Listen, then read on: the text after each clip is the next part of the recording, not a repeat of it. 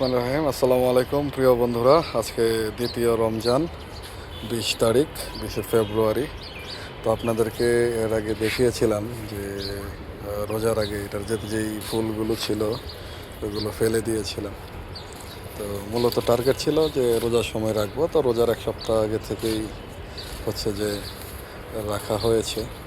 তো একটি গাছেই কী পরিমাণ বেগুন ধরেছে আলহামদুলিল্লাহ, দেখতেই পাচ্ছেন। তো আসলে হচ্ছে যে চেষ্টা করলে ধরেন হচ্ছে যে কিনে খাওয়া লাগে না, দাম যতই হোক। পেঁয়াজ লাগানো হয়েছিল, দেখিয়েছিলাম এই যে পেঁয়াজের গোড়া মোটা হতে শুরু করছে, একটু লেট হয়েছে লাগানো, তো নাহলে আরও আগেই ফল পাওয়া যেত। এটা সবুজ বেগুন ছিল, নিয়ে নেওয়া হয়েছে। তো আসলে বেগুন গাছের জন্য খুব বেশি স্পেসের প্রয়োজন হয় না, আহামরি খুব বেশি যত্নেরও প্রয়োজন হয় না, অন্য একটি গাছের সাথে অনায়াসে লাগানো যায়। তো আমি মনে করি যে লেবু অথবা বেগুন, টমেটো, কাঁচামরিচ, এইগুলো নিয়ে আসলে এরকম অরিট হওয়ার মতো কোনো কিছু নেই। যাদের স্পেস আছে, একটু কষ্ট করলে, একটু পরিশ্রম করলে অনায়াসেই লাগানো সম্ভব। এই যে গাছ বড়ই পর্যাপ্ত করে আছে। এগুলো হচ্ছে যে নারকেলি বড়ই।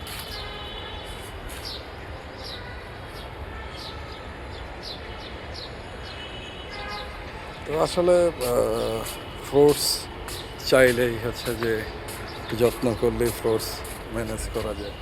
এই যে আখ, টমেটো,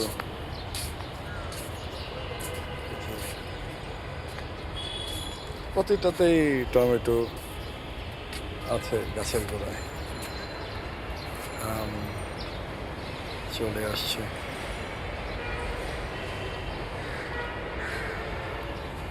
তো বলবো প্রিয় বন্ধুরা যে চেষ্টা করলে আল্লাহর ইচ্ছায় সমস্ত কিছুই পাওয়া সম্ভব। এই যে আপনার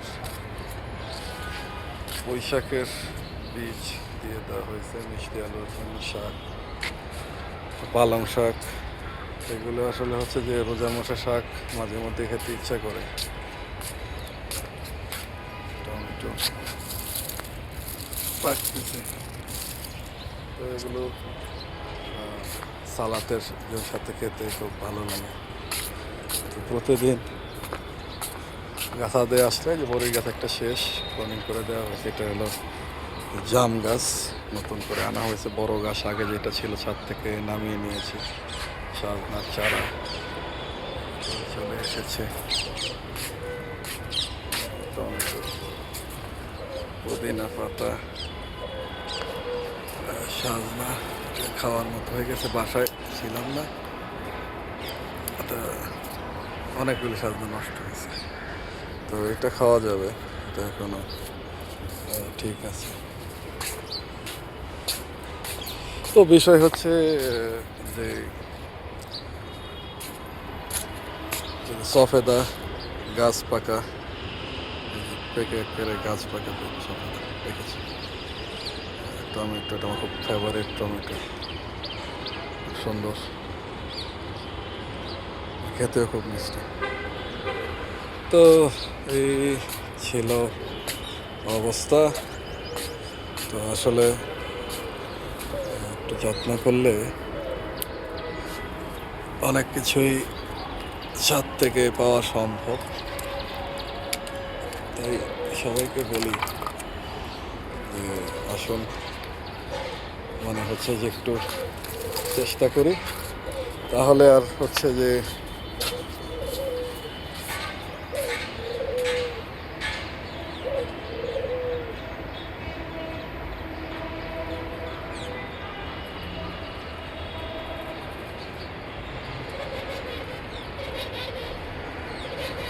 তো এই যে কদম নতুন করে আবার হচ্ছে যে কদম আসতেছে, একটা লাল কদম। সবাই ভালো থাকুন। আমার রোজমেরি